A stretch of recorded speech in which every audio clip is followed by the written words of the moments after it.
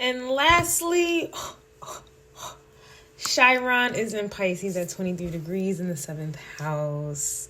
So if you can recall, I just did a tarot reading, I believe, for Aquarius energy. And within that reading, I was getting the King of Cups reversed with the Emperor card and the Ace of Wands upright. Now, piggybacking off of Lilith and Leo's placement and interpretation at the end, I was mentioning how my twin is the key to helping me heal furthermore, and how I have done all the healing I can do on my own. On my own. And, and how he's now coming in to reinforce further healing. Now, stay with me. But I mention all of this because Chiron is the planet all about healing our pain and trauma. The planet is also about vulnerability and compassion. But also here, you will find a student-teacher dynamic. Then Chiron, for it to be in Pisces at 23 degrees, which swims within the third decan that is ruled by Mars, where energetically you will find an emperor energy who is empathetic, easygoing, a great listener, and an energy who prefers challenges and doesn't shy away from them. In other words, a true leader and a true boss. Most emperor energies are dominating and controlling, but a true leader is none of those things. Chiron in Pisces with the Mars undertones due to the decan literally dissolves one's ego, which is always the main problem with most people, especially in positions of power. Pisces energy is ruled by Neptune, and one of the functions of Neptune is to dissolve energies, make them evaporate, which is certainly pivotal in healing. When we are in pain, we want the pain to go away, right? So we may resort to pain medicine or escapism or whatever else imaginable and unimaginable. I am not about to go there with y'all, okay? However, this placement indicates a very healing relationship or relationships where at first you may perceive these relationships to be triggering or a trap. I gave an example in one of my tarot readings where it was like an abused animal who is so used to pain that the brain is wired to think everything is pain, even when you are showing love, care, and concern. It will take a while for the abused animal to understand and accept the love that is being given. This energy plays on both sides. The 7th house is about balance, so you will be attracting people or opportunities rather where both parties need healing, love, care, and concern equally.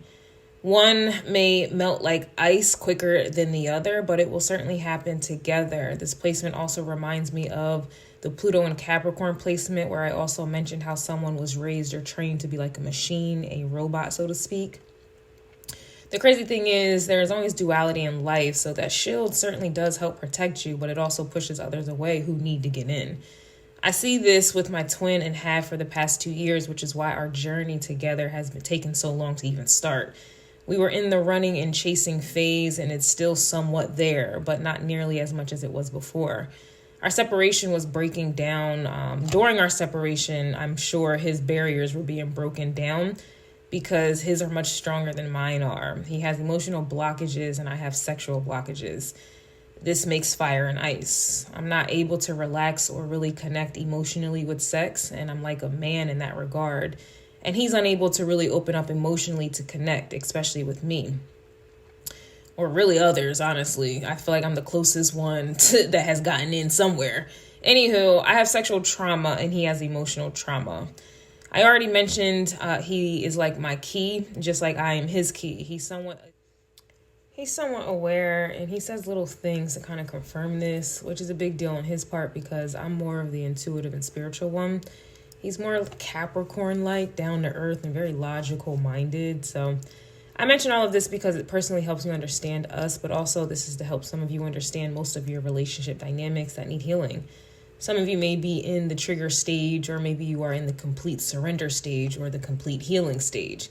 Or there may be, maybe in between, either or of those categories. You may just be in between. So that would be something that I would call like a gray area, which is where I think me and my person are in, because he hasn't fully surrendered and I'm unable to fully surrender also.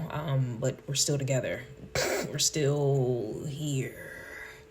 So this healing is truly a group effort, 3 of Pentacles energy. It does suck because if this isn't successfully completed, you will have to come back into this ghetto reality to finish it. It's worth mentioning that the 7th house is about superficial desires, values, contracts, and partnerships, where the energy of Pisces is authentic, transparent, unconditional, and very healing. You cannot heal and be fake at the same time. Considering Pluto in Capricorn in the 4th house, this is not going to be easy at all. This will take a lot of time, years even.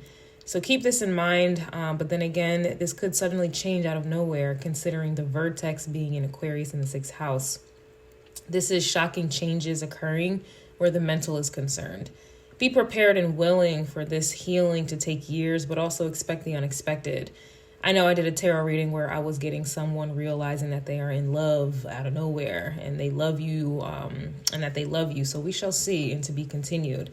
And just kind of like remembering that reading, it was like, I was like, oh, it feels real messy. And then someone's realizing they're in love came out of nowhere. So I guess it would be messy. Pisces energy, until you come to the truth, the realization of the truth. A lot of people like to make things complex and difficult to avoid the truth.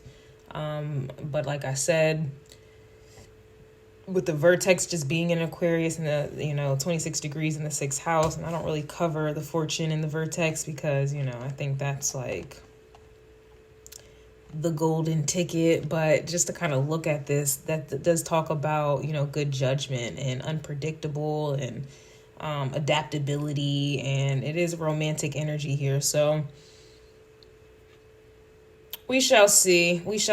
I am curious to see how this plays out for you guys, but I will see you guys next week for another round of these astrology forecasts. So thank you guys for your patience. I do apologize for the tardiness, but we got it done.